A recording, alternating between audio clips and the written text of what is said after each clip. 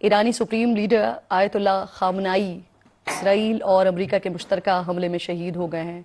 ابتدائی طور پر ایرانی حکام تردید کرتے رہے، بلکہ یہاں تک کہا گیا کہ وہ کچھ ہی دیر میں قوم سے خطاب کریں گے یا ان کا کوئی ویڈیو اسٹیٹمنٹ سامنے آ جائے گا، لیکن پہلے ان کی اہل خانہ کی شہادت کی خبر جاری کی گئی اور پھر چند گھنٹوں بعد باضابطہ طور پر سپریم لیڈر کی شہادت کا اعلان کر دیا گیا۔ امریکی اخبار نیو یارک ٹائمز کی رپورٹ میں یہ دعویٰ کیا گیا کہ امریکی انٹیلیجنس ایجنسی CIA نے درست مقام اور ان کی وہاں موجودگی کا پتہ لگایا اور اسرائیل کی جانب سے حملہ کیا گیا۔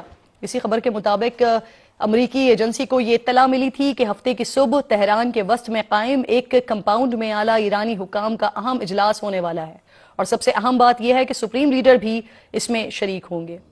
ابتدائی منصوبے کے مطابق ایران پر حملہ رات کی تاریکی میں کیا جانا تھا، لیکن جیسے ہی اجلاس کی اطلاع ملی اور وہاں سپریم لیڈر اور اعلیٰ قیادت کی موجودگی کی تصدیق ہو گئی تو حملہ دن کے اجالے میں کرنے کا فیصلہ ہوا۔ اسرائیلی میڈیا کی جانب سے بھی یہ دعویٰ سامنے آیا تھا کہ جس وقت ملبے سے سپریم لیڈر کا جسد خاکی برآمد کیا گیا تو اس کی تصویر اسرائیلی وزیر اعظم نیتن یاہو اور امریکی صدر ٹرمپ کو دکھائی گئی۔ اسے اس بات کا اندازہ لگایا جا سکتا ہے کہ امریکی اور اسرائیلی ایجنٹ ایرانی قیادت اور افواج میں کس حد تک پینٹریٹ کر چکے ہیں۔ اب تک جن افراد کی شہادت کی تصدیق ہو سکی ہے اس میں وزیر دفاع ہیں، آرمی چیف ہیں، سپریم لیڈر کے سیکیورٹی مشیر اور پاسداران انقلاب کے سربراہ شامل ہیں۔ حملے میں شہید مزید کمانڈرز اور عہدیداروں کے نام بعد میں جاری کیے جائیں گے۔ اگر شہروں کی میں بات کرتی ہوں تو اس حساب سے شہداء کی تعداد 200 تک پہنچ چکی ہے۔ ریاست کا انتظام چلانے کے لیے ایک عبوری کونسل بنا دی گئی ہے جس میں علی رضا عرافی، ایرانی صدر اور ایرانی چیف جسٹس شامل ہیں۔ ایرانی صدر نے اپنے پیغام میں کہا کہ سپریم لیڈر کی شہادت کا بدلہ لینا فرض ہے اور جائز حق ہے، اس مقصد کے لیے اپنی تمام تر صلاحیتیں بروئے کار لائیں گے۔ ایرانی سیکیورٹی چیف کے مطابق امریکہ پر اس شدت سے حملہ کیا جائے گا کہ جس کا اس نے پہلے کبھی تجربہ نہیں کیا ہوگا۔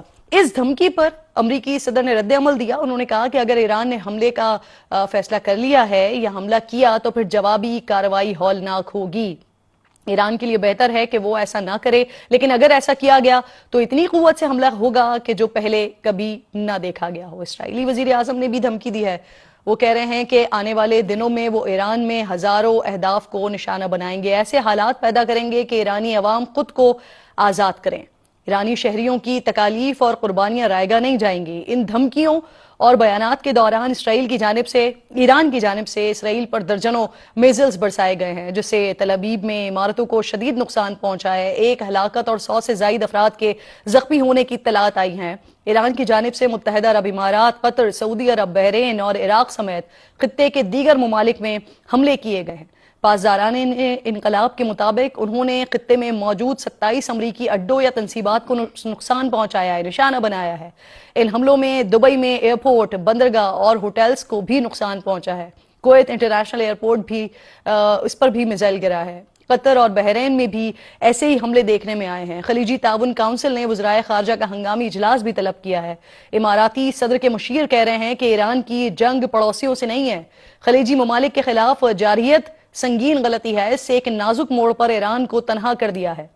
ایرانی سپریم لیڈر کی شہادت پر ایران اور پاکستان سمیت دنیا کے کئی ممالک میں اس وقت احتجاج کیے جا رہے ہیں۔ کراچی میں احتجاجی مظاہرین نے کونسل خانے پر دھاوا بولا۔ سیکیورٹی اہلکاروں کی فائرنگ کے نتیجے میں تقریباً 10 افراد شہید ہوئے ہیں، 30 سے زائد زخمی ہوئے ہیں۔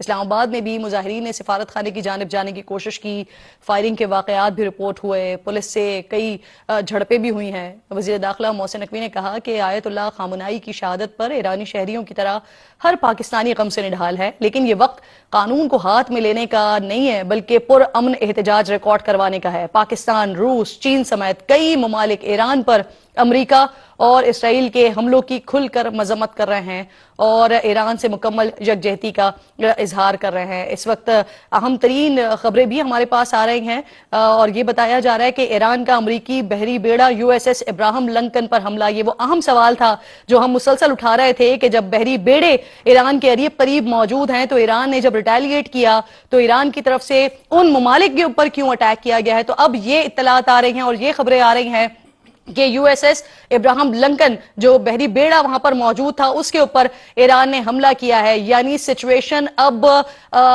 اس طرف جا رہی ہے کہ ہم کہہ سکتے ہیں کہ اب خطے کی سیکیورٹی کے لیے یہ ایک بڑا مسئلہ پیدا ہو رہا ہے, یہ تشویشناک صورتحال پیدا ہو رہی ہے, کیونکہ کل رات ہی ایران نے اس بات کا دعویٰ کر دیا تھا, یہ بتا دیا تھا کہ اب ہم پوری شدت کے ساتھ جواب دیں گے. تو اب اسرائیل کے زیر قبضہ علاقے ہیں, وہاں پر بھی ایرانی میزائلز اس وقت حملے کیے جا رہے ہیں. پاسداران انقلاب جو ہیں وہ اس وقت نشانہ بنا رہے ہیں مختلف تنصیبات کو, مختلف مقامات کو, اور اس وقت بحری بیڑا ابراہم لنکن جو کہ ایرانی پانیوں میں موجود ہے, اور تقریباً یہ بتایا جا رہا تھا کہ ڈسٹینس اس کا 1000 سے 1600 کلومیٹر کے قریب اتنے ڈسٹینس پر یہ بحری بیڑا موجود ہے, اس پر اٹیک کیا گیا ہے, اس پر حملہ کیا گیا ہے. لیکن اس کے ساتھ ساتھ ماہرین یہ بھی کہتے ہیں کہ ان پر حملہ کرنا جو ہے وہ ناممکنات میں سے تھا, کیونکہ اس کی اپنی سیکیورٹی بہت ہے. تو اگر یہ ریٹیلیشن ایران کی جانب سے کی گئی ہے تو اب اس کے جواب میں کیا ہوتا ہے یہ بڑا امپورٹنٹ ہوگا.